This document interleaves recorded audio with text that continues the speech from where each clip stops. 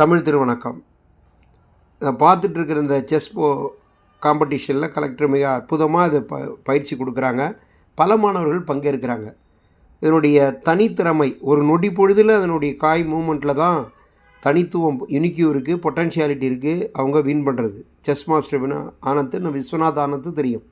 சரி, இப்படி நம்முடைய ஒவ்வொரு நிலையிலும் மாணவருடைய வழிகாட்டியாக இருந்த அப்துல் கலாம் இன்று நம்மிடையே இருந்திருந்தால் இன்னும் பல மாநில மாவட்டங்களுக்கு ஊக்குவிப்பார். நம்ம மேல்நிலையை அடையலாம்.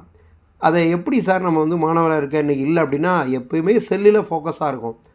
மாணவர்கள் கவனிப்பு, ஸ்கூல் டு காலேஜில் கவனிப்பு இல்லை. இப்போ கவனிப்பு இருந்தால் தான் பாடத்தில் அவர்கள் கோலோச்சி இருக்க முடியும். அந்த வகையில் நாம் முதல்ல மனிதனாக இருப்போம், அரக்க குணத்தை விடுவோம். இப்போ ராமாயணத்தை எடுத்துக்கிட்டோம்னா அதில் கையேன்னு இருக்காங்க, அவருடைய மகன் பரதன். இவன் நாடாளணுமா.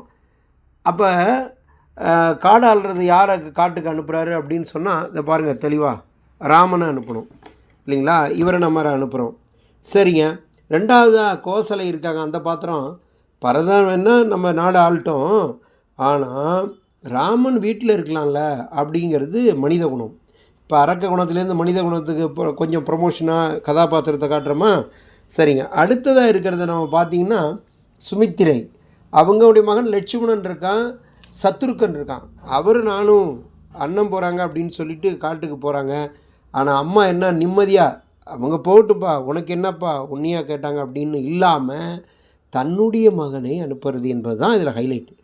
அதோட ஒன்று சொல்லி அனுப்புகிறாங்க, அவருக்கு ஒரு கஷ்டம்னா, தம்பி நீ அங்கே போய் உன்னுடைய இறுதி கட்டமாக இருக்கட்டும், இது தம்பியாக இல்லாமல் அடியாராக, அடியாருக்கு அடியார் என்று சொல்லக்கூடிய நிலைமை ராமாயணத்தில் இருந்தது என்றால், அது இயற்கையோடு ஒரு ஜடாயு பறவையை சொல்லுறதா, அசோகவனத்தில் இருந்த சீதையை உதாரணம் காட்டுவதா, இப்படி பல்வேறு கோணங்களிலே இயற்கையோடும் மனித நீதி, தர்மம், அன்பு எல்லாம் சுட்டி காட்டக்கூடிய காப்பியம் 3 கோணங்களிலே நாம் பார்த்தோம். மாணவர்களாகி நீங்களும் அறிய வேண்டும், மற்றவர்களுக்கு உணர்த்த வேண்டும். இந்த தை திருநாள் தமிழருடைய மரபு விழா.